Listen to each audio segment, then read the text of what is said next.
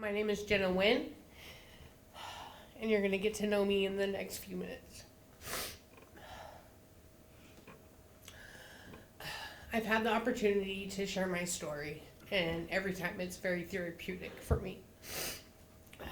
So thank you for listening and not being judgmental. I might get emotional,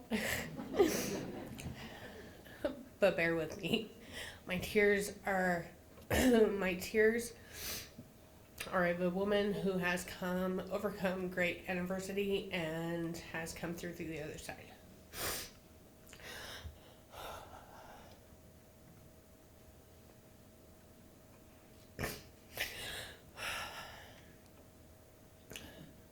I was raised in Sacramento by two addicts in a very dysfunctional home. One of the earliest memories I have is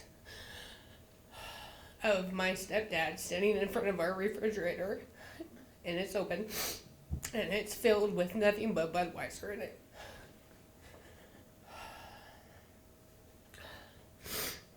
By the time I was 6, I was stealing from my stepdad to feed myself.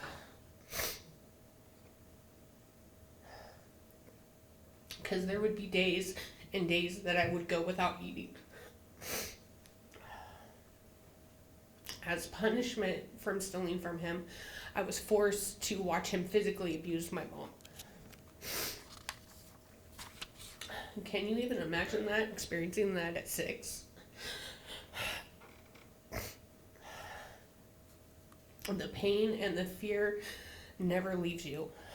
I still have days and moments of where I have those thoughts, and I still shudder and cry about it. By the age of 7, my stepdad turned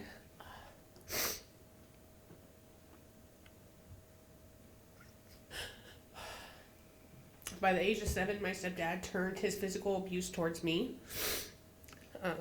I remember going to the neighbor's house, and I went to go borrow a cup of sugar, and he's seen it. He throws it down and then proceeds to beat me with a belt.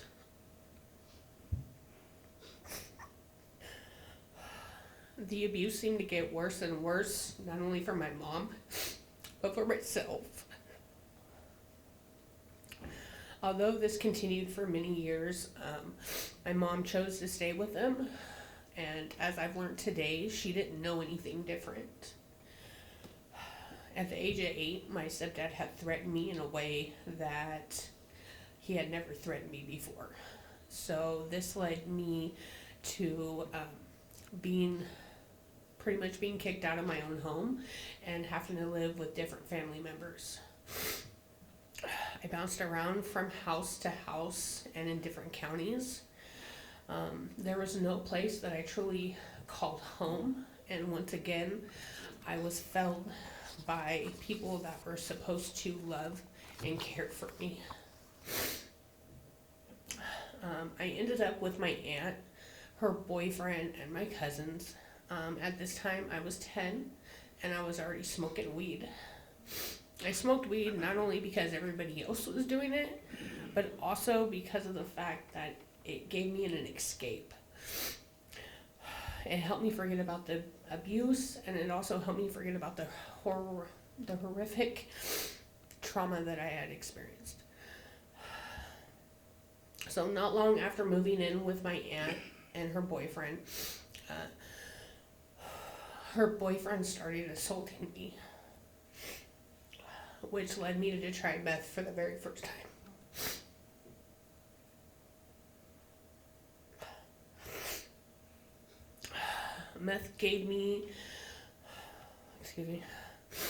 Meth was my escape as well. It took me to a different place where I felt invisible and in control of my life.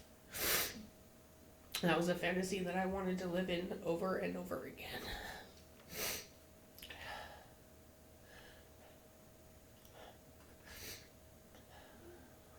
Sorry.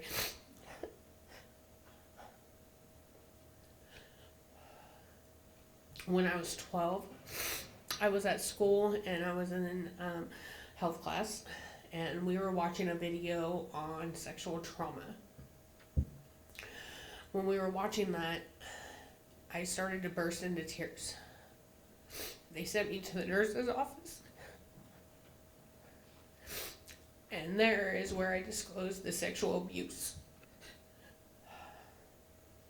And this was the catalyst of me being removed from the home, as well as from the abuser. My aunt's boyfriend was tried and convicted and got sentenced to 10 years in the state pen.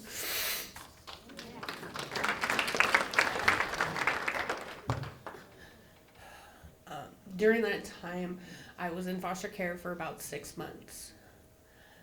I reunited with my mom and my stepdad, and once again, I got placed in a very unsafe situation. I was 13, and at this time, I was using very heavily, and I was selling drugs out of my own home. This went on for many years, and then I started stealing cars. I had no one to guide me otherwise, and no one to teach me right from wrong. So this led me to going in and out of jail at a very young age. At this time, this is all I knew. At the age of 21, I was tried and convicted, and I spent 2 years, 8 months in the Valley State Prison for women. Honestly, prison was a blessing. A lot of people think that homelessness is easy, but the constant struggle and for survival and the constant hustle, prison gave me a break from all of that. After I was released, I went to a 6-month rehabilitation center where upon completion, I was able to discharge my prison number. I heard about a program VOA was running, and at that time, I wasn't ready for it. So I went back to doing what I knew. 4 months later, I went back to prison, and I was caught up in this crazy cycle. I had no idea that the next 13 months of my life would change me forever. I met 4 amazing women that were serving life sentences. They were loving, they were caring, they were Christian ladies. They encouraged me to break the cycle and go back to rehab. They mentored me during that time. When I got out, I went back to rehab for the next 6 months, and this time I knew something was different, something had changed.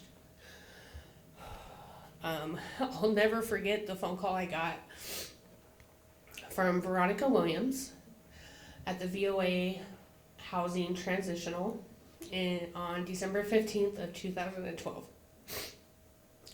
And from that day forward, my life has changed forever.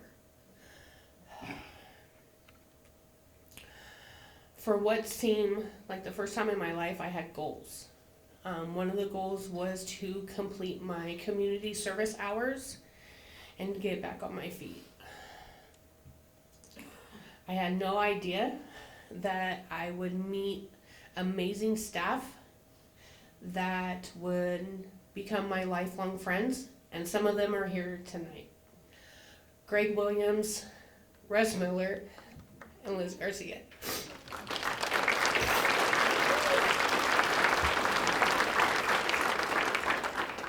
You guys have made a huge impact on my life.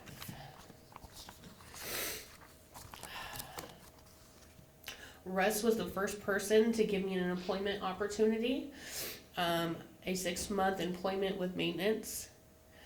Despite my criminal history and I had no employment history as well. I can't express what that felt like, to have somebody trust me after so many years of not being trusted by anybody. He believed in me, and I started to believe in myself. The internship helped me secure permanent employment with Sungate Energy Solutions. I felt like such a grown-up. I had my first real job. VOA has given me a life beyond addiction and prison. It gave me access to gainful employment, and as a result of that, I got to reconnect with my best friend, but now my husband, Justin, who is now my husband, of course. Sorry. We rented a home and we had our first daughter in 2015.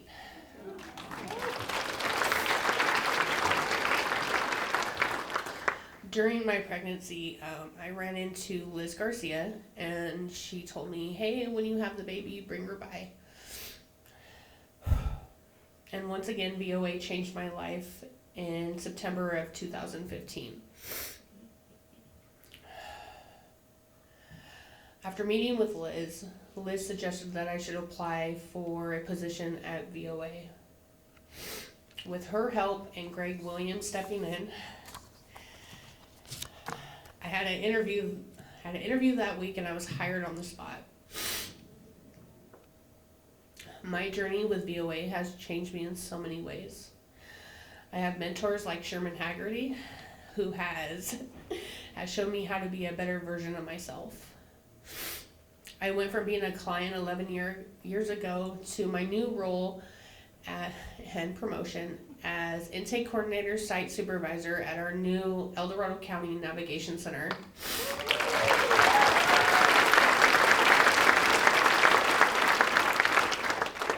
I'm a wife. I'm a blessed mother of 3. I also have, and a recent homeowner.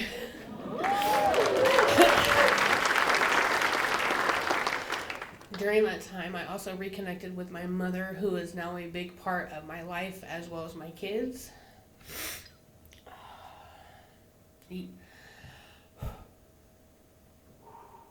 I feel a sense of purpose, and it's because of VOA. VOA has given me that ability, from the staff to the clients, and even today as I work in El Dorado County, they give me the inspiration to keep coming back and doing what I do. I've worked very hard in my recovery for my independence as well as my life.